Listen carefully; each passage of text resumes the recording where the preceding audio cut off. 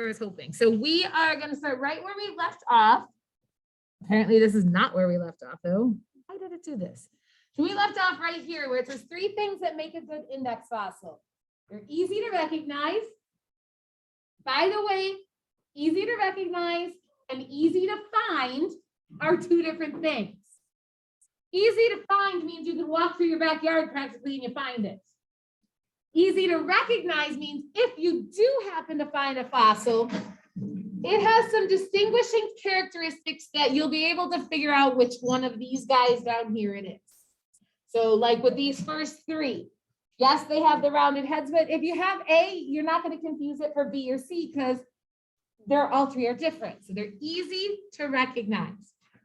Live for a short geological time. Now, I think I've mentioned this before, but never lend money to a geologist. Never to a geologist, because a geologist thinks that 10 million years is short. Why? 10 million years is a short amount of time. Why would a geologist, a person who studies the earth, think that 10 million years is short? Because it is. That's it. So it's long to me, just like $10 million is a lot of money to me. But is $10 million that much to like a billionaire? No. $10 million when you have 4,600,000,000 is like me lending you $10. Yeah. I'm okay. I mean, now granted, I'm not lending you $10 because I know better than that, but $10 to me is about the same as $10 million to a billionaire. But my point is, a short geologic time is different than teenage time. Short geological time could be about 10 million years. And that's what I was saying with all of these circles. These index fossils were only around when their particular circle is there. So A, keep moving. A was only around in that little time right there. Not this whole line, just its own line, own circle. And then finally, they're widespread geographically. They're found everywhere, not just in one little location. You need these fossils to be found everywhere, so they're useful to everyone, not just like that one little spot. So moving on, I kind of want to talk about something that makes a little more sense to you. Take a look at this. I'm going to turn off the light, see if this looks familiar. Can you tell what this is? It's snow. This was taken right after the November storm, which was quite a few years ago at this point. 8 feet of snow, yep. So it snowed a lot. I was on my way to take my kids after the storm was over, and on the main highway, they were using a ginormous snowblower to plow the banks away because they were just so big. And I had literally stopped in the middle of the road and took this picture because to me, it explained rock layers perfectly. We can't picture rock layers and understand them because they're really big, first of all, so we can't see them. I can't bring them to you. But I can talk about snowbanks, which all of us here are super familiar with snowbanks. First of all, in this snowbank, where's the oldest snow? The bottom. So you know the oldest snow's at the bottom and the newest snow is what's on the top. So we know that.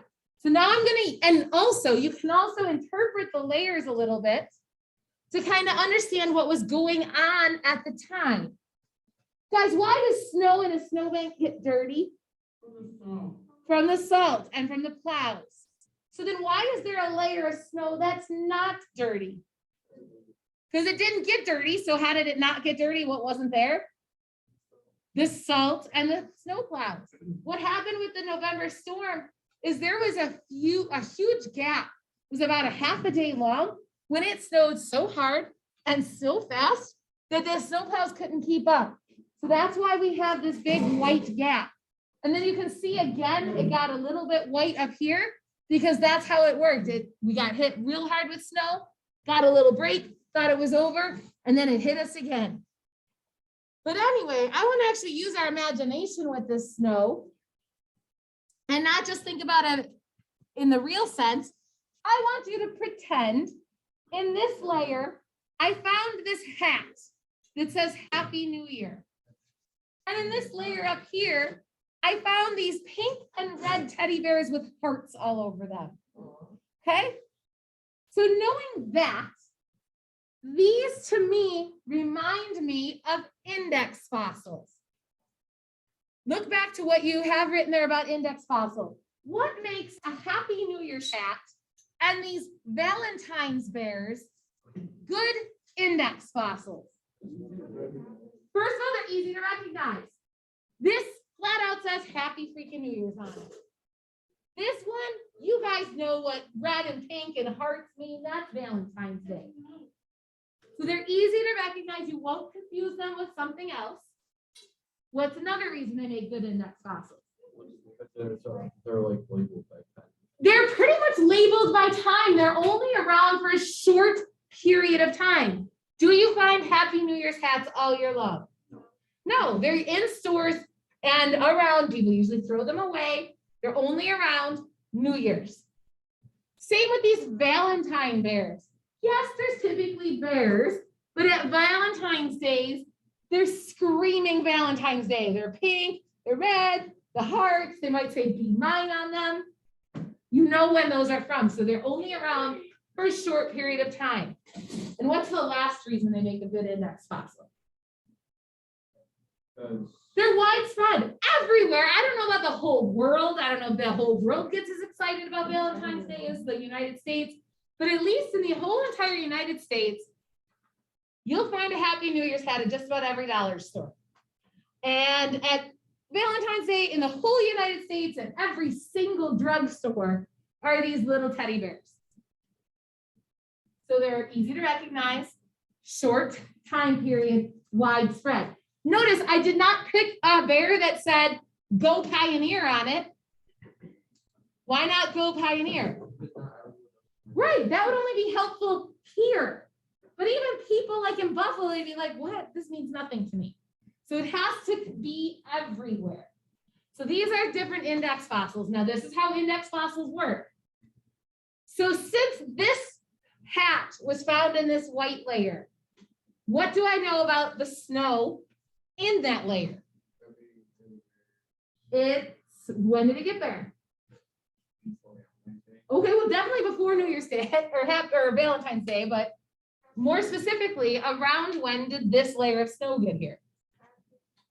Not after, not before, at New Year's.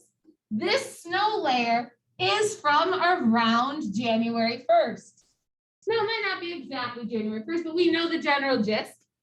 And then this layer up here, when was this layer of snow from? Around Valentine's Day. So now I can narrow this down. So knowing that, how old is this snow in the middle of the two of them? In between them. Do you know the exact day? Could have been February 13th. Could have been January 2nd. We don't know exactly, but we can say it came after January 1st, but before February 14th. Relative time, relative age. Just putting them in order, January 1st, then this snow, then February 14th. So it's just putting them in order. And that's how these index fossils work. If you find a layer of rocks that have one of these guys in them, you can do the same thing. You're like, oh, I know that was from, so if it was A is from the Cambrian time. And you can say anything below that rock then would be older than the Cambrian. Anything above it would be younger than the Cambrian. We're going to practice this in a little bit. Couple more things for our notes. So you already have this line up here. So volcanic ash falls. Go ahead and write that.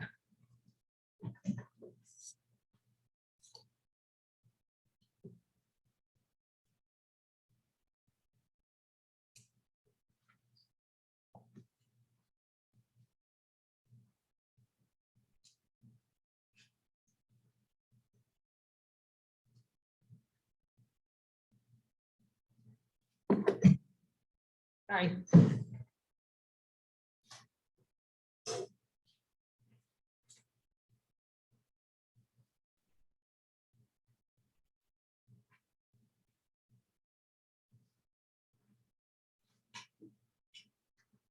So I know when you guys typically think of volcanoes, you think of hot lava coming out of them.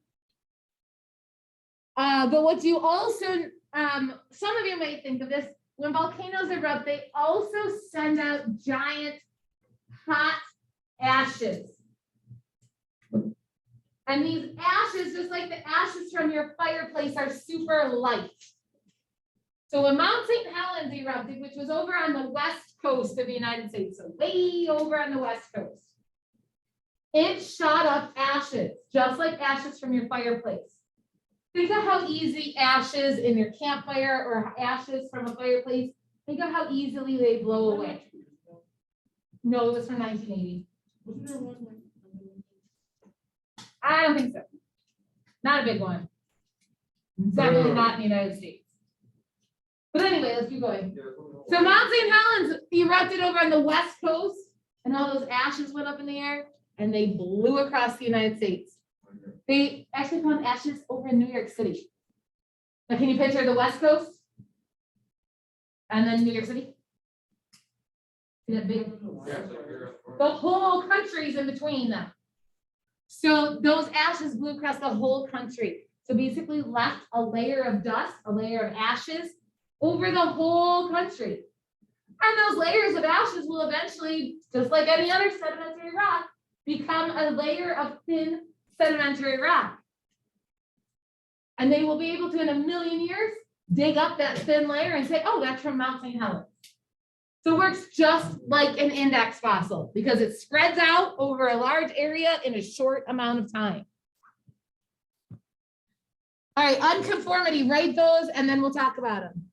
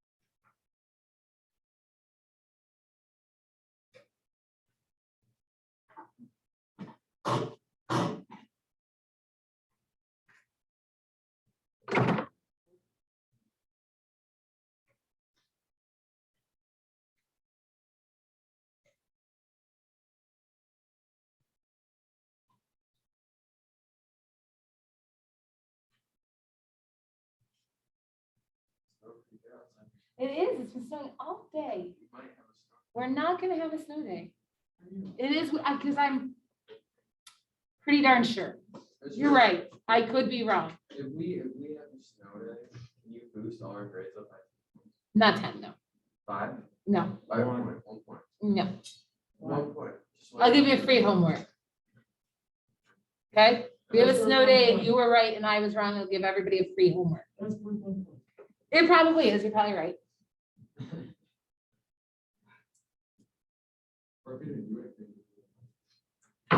No, no. You only get one free homework and you have a 0 for everything else. You might have a 1 then. All right, so an unconformity, it's a buried erosional surface. So we learned last chapter that erosion is when stuff gets picked up and moved away. So this is saying erosion carries away a whole layer of the Earth's history. Imagine the only way you knew about history was from a textbook. There was nobody else, the teachers didn't tell you anything. You didn't learn anything from movies. Your parents didn't tell you anything. You have to read a book from page 1 to page 1,000. What if somebody came and ripped out a chapter? Let's say they ripped out World War II's chapter. So it looks like you're not going to know about World War II. So no, you only know what you read. No one else can teach it to you. So somebody rips out that chapter, looks like you don't know about that chapter. You wouldn't know what happened. You wouldn't know about Hitler. You wouldn't know about the Holocaust. You wouldn't know about Pearl Harbor. All of the details of World War II you wouldn't know about. But would you know there's missing layers or a missing chapter? What hints would there be that there was a missing chapter? First of all, the page number is missing. The chapter numbers are missing. Are there any other hints? What happens when you rip out whole sections of paper? What does it leave behind? Yeah, the little scraps on the binding. So there would be clues that, and another thing would be that some stuff wouldn't make sense. Whatever you read in the chapter before that and the chapter after that, they wouldn't really add up. Same is true here. There's evidence that erosion happened. Remember, no, don't back up yet. What's some of the evidence that a glacier went through? The scratches. What else? U-shaped valleys. The unsorted sediments. There's evidence that glaciers came through, and you guys know that glaciers are going to pick up and carry stuff away. So they moved the stuff. It's not there anymore. So any of the fossils that were there, any of the hints of what happened are gone because the glacier carried them away. All right, so we should have got 2 more slides. We didn't get there. But more importantly, did you write down your homework? Everybody go in your packet, go over to page 19 and 20. There are 7 questions. I would like you to use page 17 and page 22 to help you answer the questions on pages 19 and 20. There's only 7, so actually try.